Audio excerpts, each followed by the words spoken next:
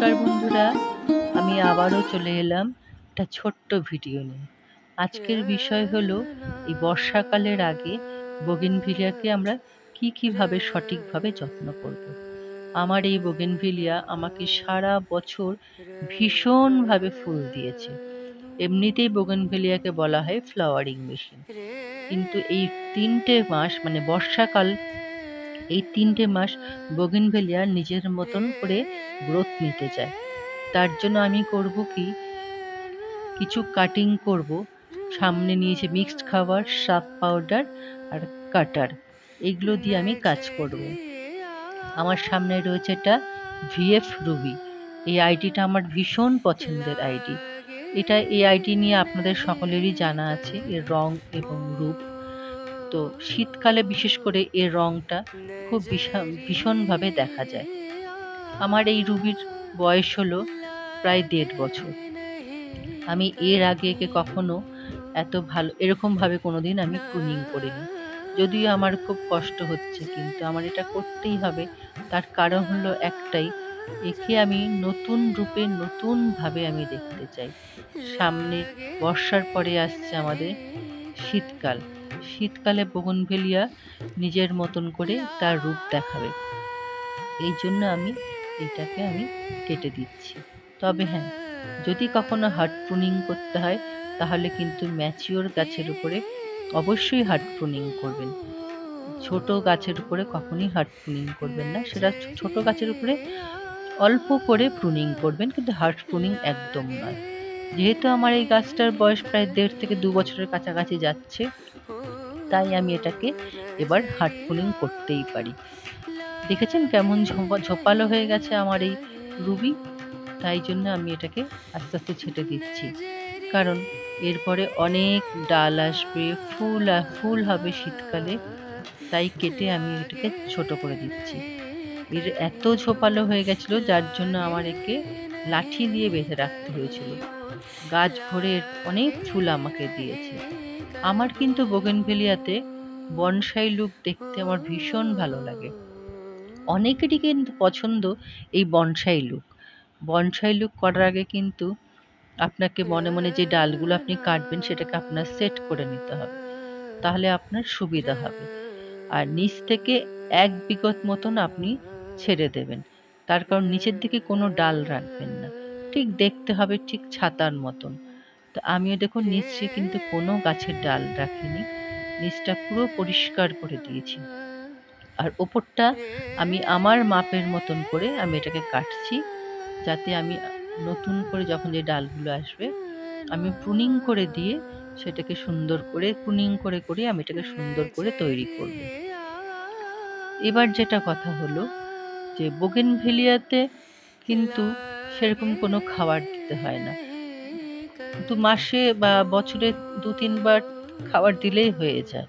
বোগেনভেলিয়ার হলো এটাই একটা সবচেয়ে বৈশিষ্ট্য। আর এদের রোগ পোকার উপদ্রব সেরকম কিছু হয় না।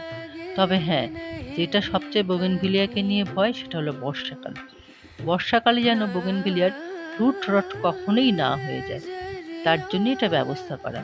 আর আমি যেই ডালগুলো ছেটেছি এগুলো কিন্তু আমি একটাও ফেলবো না। এগুলোকে আমি অ্যালোভেরা জেল লাগিয়ে বালিতে পুঁতে দেব, অনায়াসে শিকড় চলে আসবে। আপনারাও কিন্তু এটা করবেন। আর যেটা কথা হলো, বোগেনভেলিয়াতে কিন্তু এই বর্ষাকালে মাঝে মাঝে একটু ফাঙ্গিসাইড স্প্রে করে দেবেন।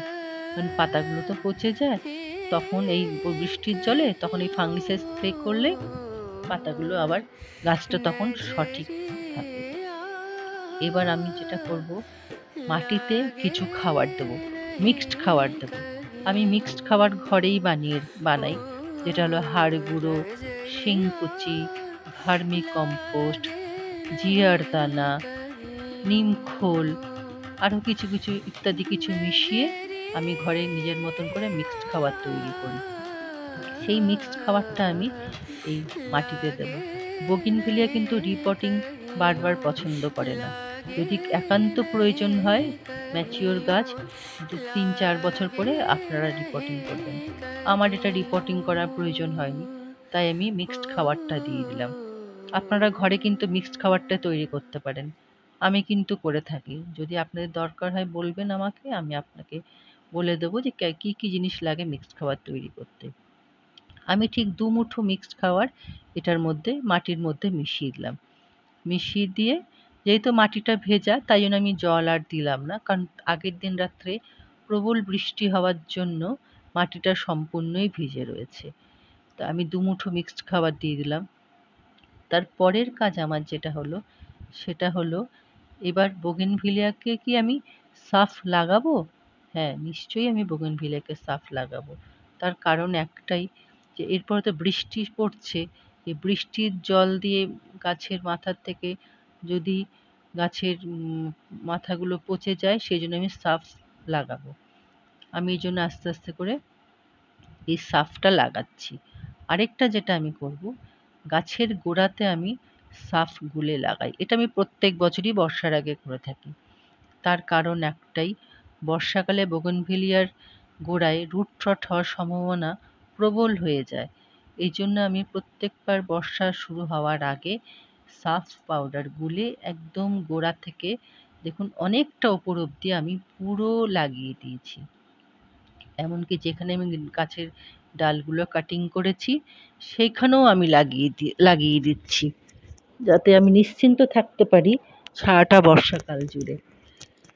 আপনারা কিন্তু অবশ্যই বোগেনভেলিয়ার গাছের গোড়ায় এরকম সাফ গুলে দিয়ে দেবেন।